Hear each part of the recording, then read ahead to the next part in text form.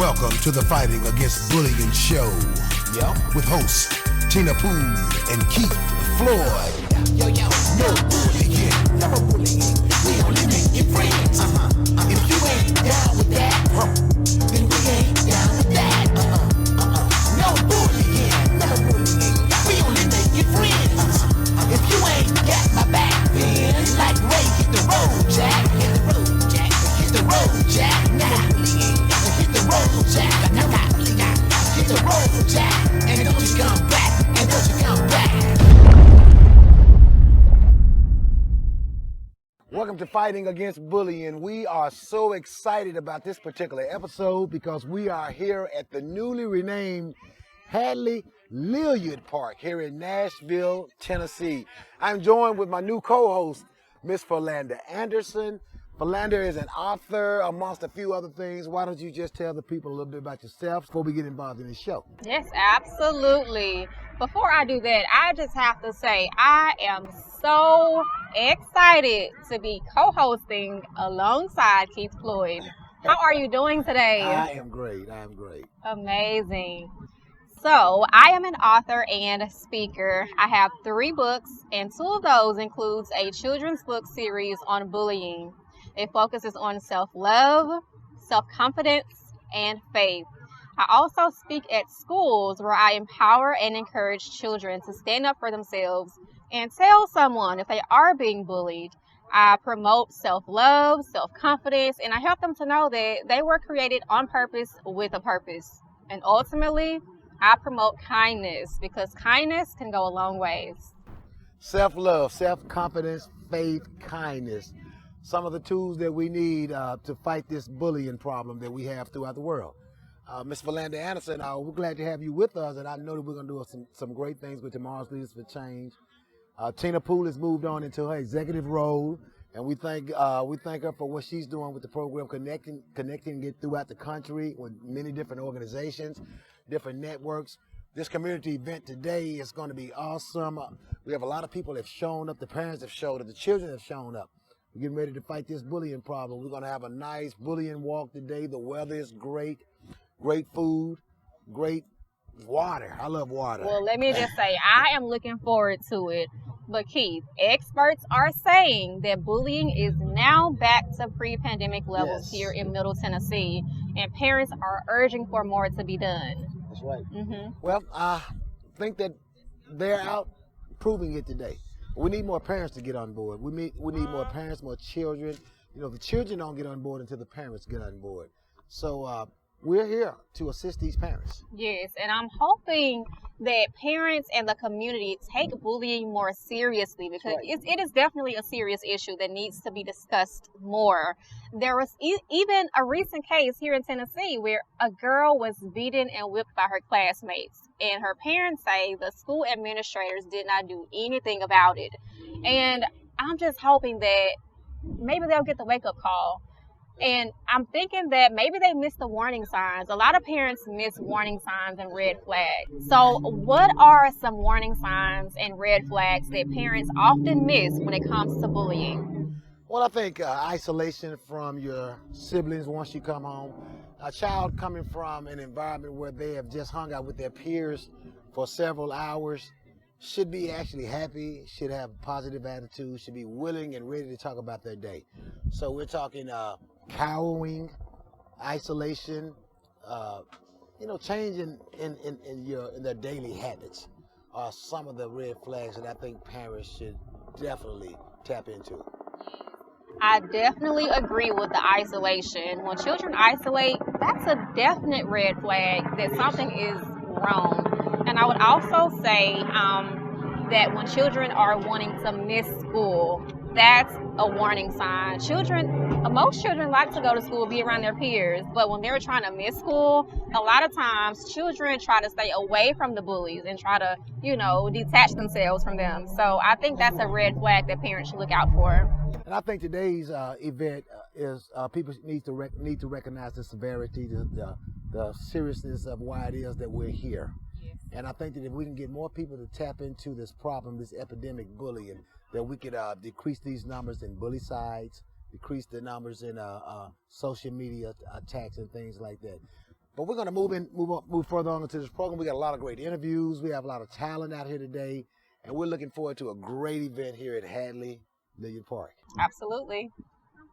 As I stand here before you today, not only the founder and CEO of Tomorrow's Leaders for Change, but I am also a 10-year bullying victim, and most importantly, a survivor. So today I want to inspire each and one of you that if I survive bullying, so can you. Never give in. So back in the 5th grade, I was bullied. My bullies called me Tina the Termite. 4 little boys spelled out the letters of my name. And every time that they saw me, T-I-N-A stood for Tina the Termite. T is for termite, I is for in the face, N is for naturally ugly, and A is for all the time. That is cruel, right? So when the bullying first started, of course I got distracted.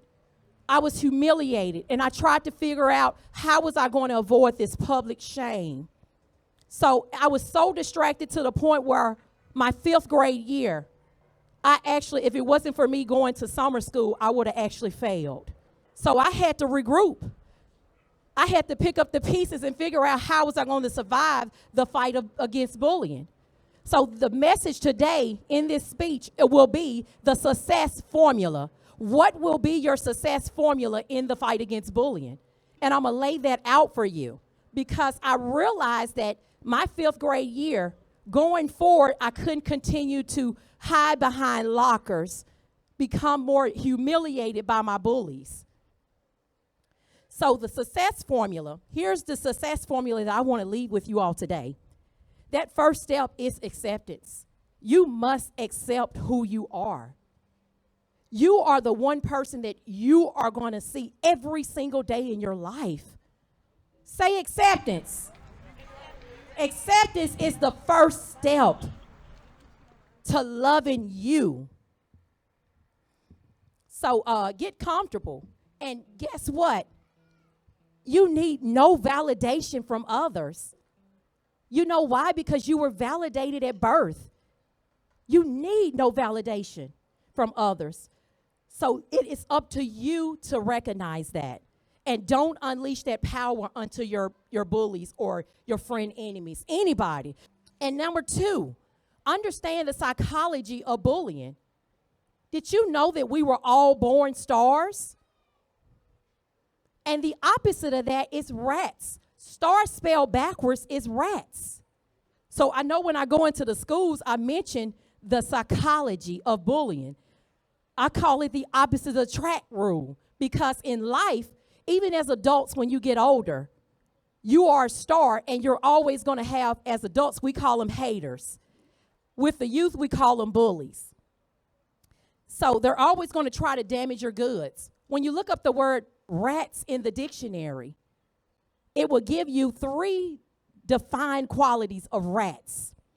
They are always trying to damage your goods. What are your goods when it comes to you as a person in bullying, the reason we're here today? They will damage your goods, and your goods are your self-esteem, your confidence, your joy, everything that you believe in, your happiness. They want to degrade you by all means to upgrade themselves in the process. So I use Chris Rock for an example. How many of y'all know Chris Rock? Yes, Chris Rock made a hit sitcom by the name of Everybody Hates Chris. Chris was a victim of bullying, and Chris understood the assignment. He turned his pain into a gain and made money off that pain. Number 3, your support system. I recognized that I needed a support system in the fight against bullying. I had to have my family, my friends, everybody that uplift me. I needed to have someone around me that believes in me, not a friend enemy, but speak life into me, speak positivity. True friends uplift each other. They don't tear each other down. And keep in mind, positivity and negativity are both contagious. But what do you want to be surrounded by? You want to be surrounded by positive people or negative people that always bring you down? So I would select positivity versus negativity any day. Number 4, channel your pain into a gain. Focus your efforts on perfecting your craft, your gifts, whatever hobby you like. Focus your energy on something positive and it becomes your guiding light. Channel it just every day. Focus on something that builds you, your star power, you who you are. And I always go back to the Taylor Swift story because that's very relevant to this day. Taylor Swift, how she got on the map was by a hit song, Mean Girls. She had 7 bullies that attacked her at school. Left her name off the invitation list when it came to parties. And you know how it is when you're in school. I know they always mention that when you're going to invite attendees or classmates, you have to make sure that you include everybody and you can't exclude anybody. But they excluded her on purpose. So Taylor Swift turned that pain into a gain by writing that hit song. And look at where Taylor Swift is to this day. She was a young youth just like you were in middle school. And look at where she is. So, like I said, we're all stars. You have to find your unique gift. And number 5, never give up, as I mentioned earlier. If you do, they win. Never give in. Their perception of you, this is key, you all, listen to this. Their perception of you is not your reality. It doesn't fit your mold. They can't define you. So whatever they say about you, it's your job to define it. I asked you today to reject whatever they have to say about you. Don't accept it. Like I said, we all have a purpose in this life, and one day you will be able to share your story and save a life, just like I have. I turned that pain into a gain and created the Tomorrow's Leaders for Change, the Fighting Against Bullying show, the Rise to Thrive with Ilana Tribune at the Southeast Community Center. Shout out to Ilana and Rise to Thrive. So you turn that pain into a gain and never give up. I was on the battlefield, and during the 8th grade, I got into a fight with a little boy named Covette. He hit me in the nose. My nose bled. I went home, but I went to school the next day. My goal was perfect attendance. I didn't care about what other people had to say about me. They laughed. The rats laughed at me by the lockers wherever I went that day at school that next day. And I still have that scar on my nose to this day. I didn't care. And I feel like that once you build your self-esteem in that foundation, nobody can tear you down. Build your house on rock. Because if you build it on sand, that means that whatever they say will stick. You will be depressed. You will be deceived. You will be not only depressed, but you will also have suicidal thoughts. And that has no place in our environment. We have to live our purpose.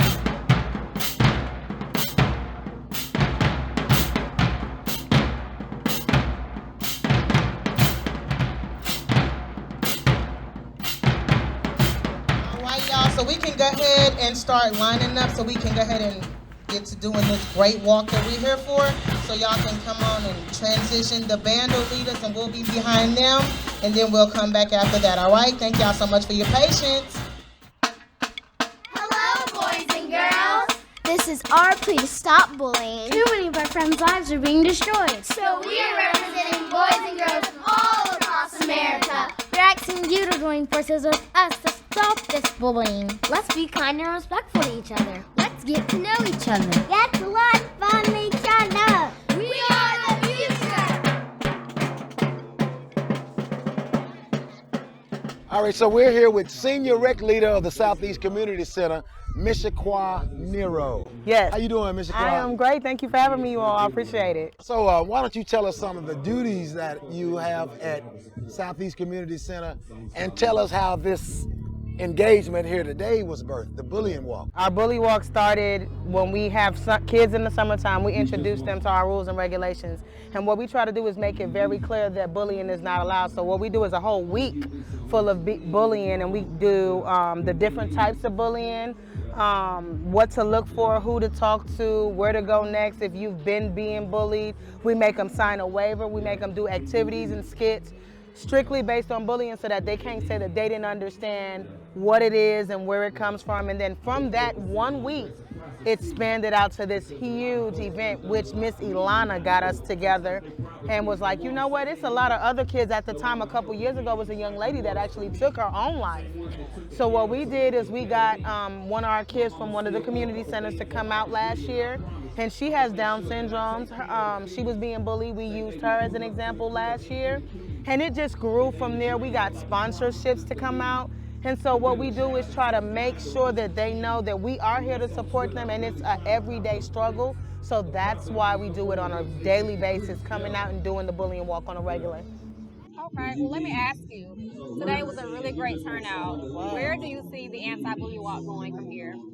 I really feel like we can make this a whole nationwide thing. Why not?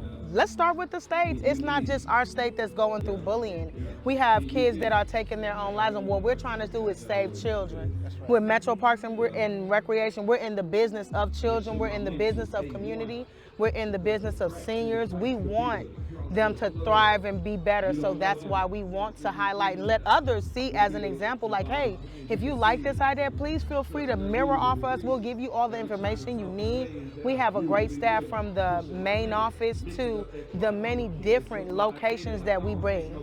Southeast Community Center recently partnered up with Tomorrow's Leaders for Change, presenting a program called Rise to Thrive. I think it's a 2-semester program. Right. And I've been a facilitator at a couple of the gatherings, and so has Valanda. She has. And you have come in and assisted as well. And I would even say assisted us as part of your team at Southeast Community Center. So tell us, what do you think about that particular program, and how effective do you think it has been so far?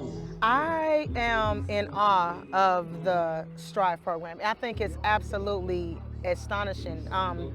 Breaking down the different levels of bullying, allowing them to be interactive, showing them different ways to cope with it. I really feel like the kids are really growing, and it's moving forward to bigger, like just like you asked me with my program. I'm seeing really, really great things for her program as well, because it gives out different aspects of what to do. And you got to be in the session to see what amazing is. Like, you have to know. So that's what we're doing.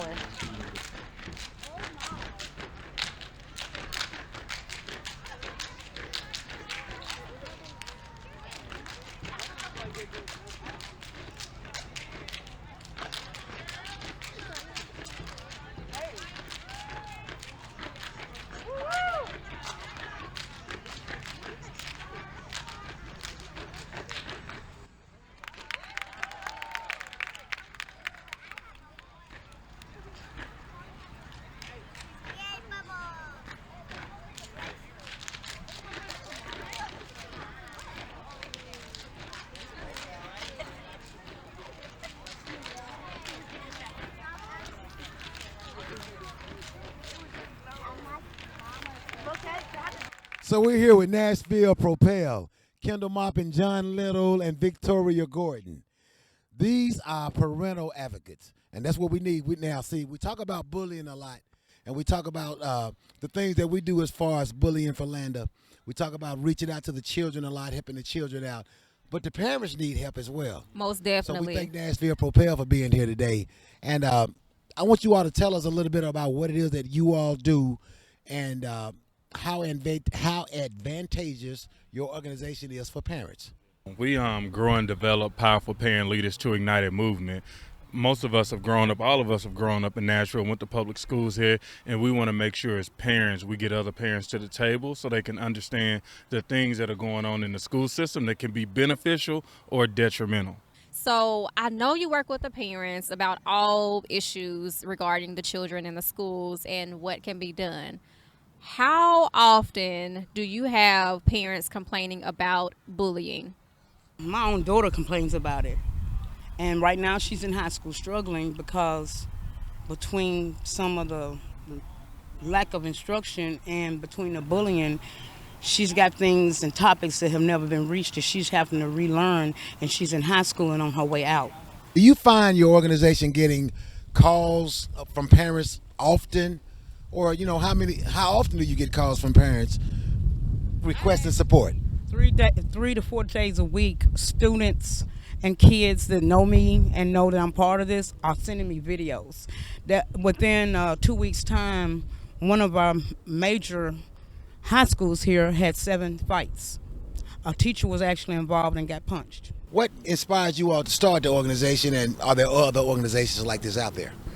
I think all of us are parents, and so as parents, we realized that we were dealing with it individually, and then as we started to meet each other, we realized that we need more of a collective voice, that we can speak louder and people hear. But, you know, as Ms. Moffin said, we go to the schools and we realize first it's about school safety, and school safety deals with bullying, and if parents know that their kids are not being treated right, they want to do something about it and bring attention. With me being with Natural Propel for quite some time, for like about 6 years now, I haven't found a parent group.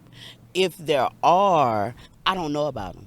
I haven't seen too much of them, or they're not like me, brown, or focus on education like I do. So We know that bullying is an issue. What do you think is one initiative that Metro schools could do just to cut down on the bullying? I would say, and then I'm going to pass to Ms. Moffin, I would say school communication. I think when they realize it's going on, don't hold it, don't think it's going to work itself out. Get the parents at the table immediately. We went into one meeting at a local high school, and what warmed my heart were at 7 in the morning, there were 12 parents and grandparents at the table trying to figure out how do we make this work and how do we stop it. Again, it's communication. It's also when the child fights back, I'm not promoting violence. But when you're at a fight or flight moment and you feel like no one has your back, the teachers are scared. And then most of the time, the results are that they're going to go to jail. That is not the solution. We need to sit at the table, find out what's going on at home maybe, and maybe they don't know. And then the kids that do fight back, they're the ones that ends up getting suspended, and the ones that's bullying them are allowed to come back home within 24 hours. That's the same time that's allowed for when you have a code. I think it should be longer than that. How can the people get in touch with you all if they're looking to reach out to an organization? It could be someone right now just looking. Ms. Moffin has one of the flyers that we use, and it has a QR code, but also you can find us on Facebook, Twitter, Instagram. We have our own website, naturalpropel.org, or you can find us in the streets.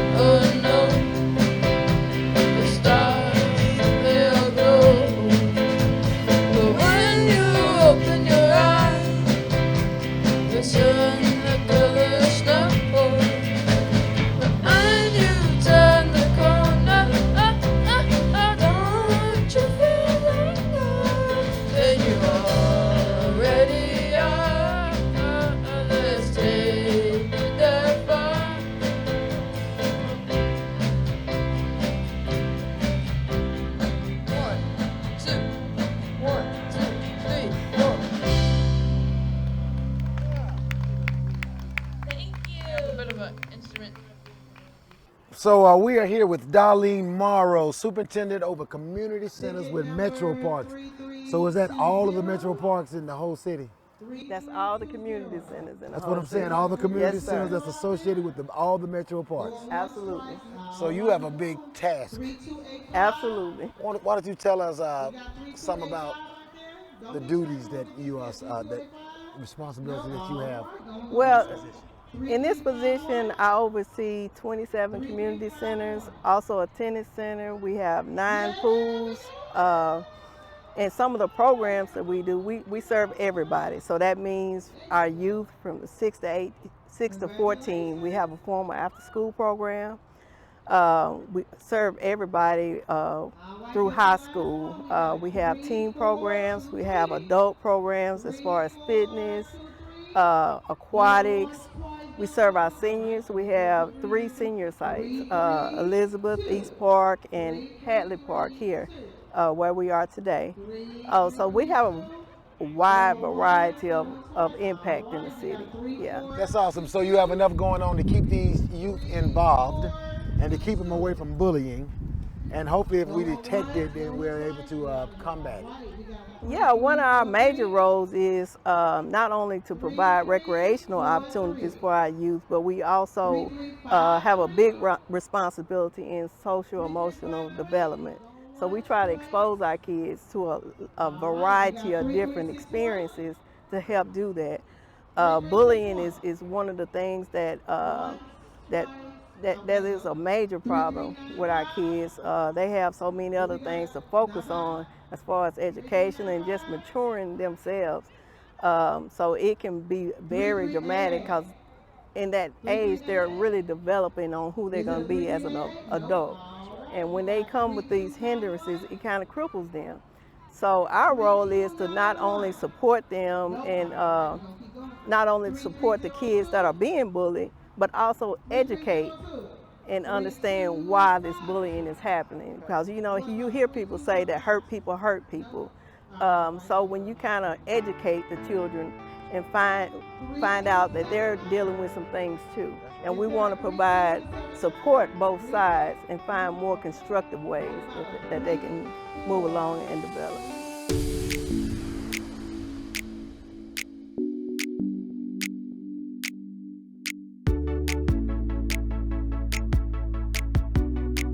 Once again, another great show. This has been a great show today for Landa. This community event was so awesome, needed, necessary, and the people showed up and showed out. I could not agree more. This event was everything and more than I expected it to be. The walk was amazing. Awesome. The performances was amazing. Everything was so amazing today. Drum line, I enjoyed the drum line. It took me back to high school when I used to be in the drum line. I played a few roles, drum line, trumpet, and all of that. But we want to thank the guys that came out and gave us a drum line today. And like I said, a lot of great talent. We learned a lot about a lot of organizations here today. And we saw the community show up and show us how much they really care about their community. That's one of the main things. Yes, I definitely agree about community. It takes a village to raise a child, and having the community to come out and support spreading awareness around bullying is just such a wonderful, wonderful thing. And I'm just so excited that parents were getting information about bullying prevention, and just super excited. That's right. And once again, we want to thank Metro Parks for the partnership. We thank Tomorrow's Leaders for Change for accepting the partnership, and for Tina Poole making it happen, putting the grind, putting in the work, moving and walking and working in purpose. Another great episode of the Fighting Against Bullying show. And remember, no bullying. We're only making friends.